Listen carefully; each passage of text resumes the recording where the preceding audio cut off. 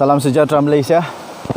Denyut nadi suara rakyat terus bergema di channel ini. Saya berada sekarang di satu tempat yang sangat indah.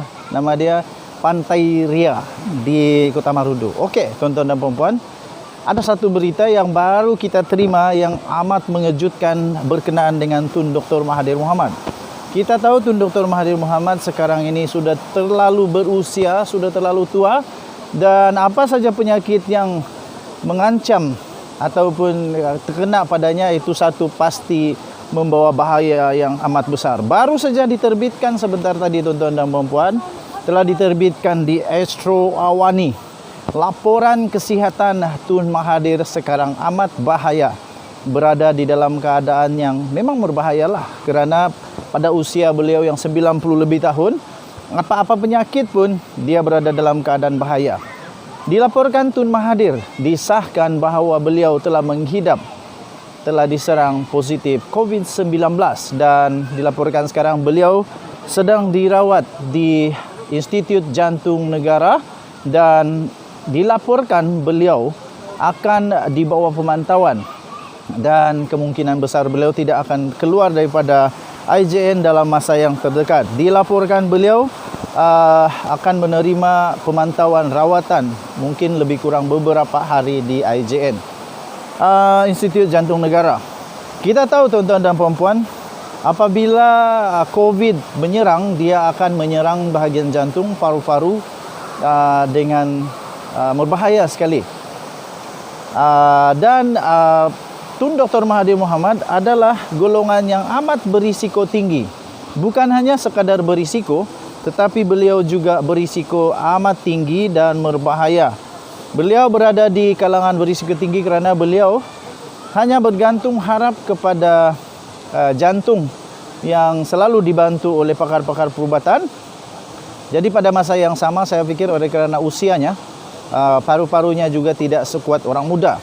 Kerana itu saya boleh simpulkan kemungkinan besar beliau sekarang ini di bawah pemerhatian yang amat rapi dan pastinya pakar-pakar perubatan, doktor-doktor terbaik negara Malaysia, malah mungkin doktor terbaik seluruh dunia sedang berusaha untuk merawat beliau, memastikan supaya beliau dapat diselamatkan dan terus dapat berkhidmat lagi untuk rakyat, terutamanya di Parlimen Langkawi.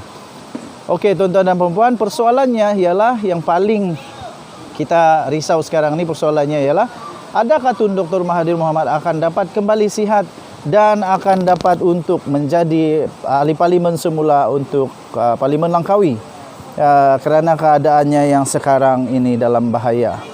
Okey, tuan-tuan dan puan-puan yang dihormati sekalian, saya fikir kalaupun beliau sihat, saya fikir sudah tidak sesuai untuk menjadi ahli parlimen. Bukan kerana beliau tidak pandai ke apakah tidak, tetapi kerana dia tidak mampu lagi untuk memberikan masa yang panjang untuk tempatnya di Parlimen Langkawi. Okey, jadi itulah laporan terkini. Kita akan dapat laporan demi laporan tentang keadaan Tun Dr. Mahathir Mohamad. Dan juga ada juga sebenarnya Tun Dr. Mahathir Mohamad memberikan pengakuan beliau apabila beliau berada di IJN dulu baru-baru ini kerana ada masalah kesehatannya, beliau hampir berputus asa. Jadi adakah ini beliau akan berputus asa sekali lagi ataupun beliau akan terus kuat? Kita terus doakanlah bekas Perdana Menteri Malaysia ini supaya terus sihat. Denyut nadi suara rakyat terus bergema di channel ini. Kita jumpa lagi. Bye-bye. Salam sejahtera Malaysia. Denyut nadi suara rakyat terus bergema di channel ini. Saya berada sekarang di satu tempat yang sangat indah. Nama dia Pantai Ria di Kota Marudu. Okey, tuan-tuan dan puan-puan, ada satu berita yang baru kita terima yang amat mengejutkan berkenaan dengan Tun Dr. Mahathir Mohamad. Kita tahu Tun Dr. Mahathir Mohamad sekarang ini sudah terlalu berusia, sudah terlalu tua, dan apa saja penyakit yang mengancam ataupun terkena padanya itu satu pasti membawa bahaya yang amat besar. Baru saja diterbitkan sebentar tadi tuan-tuan dan puan-puan, telah diterbitkan di Astro Awani.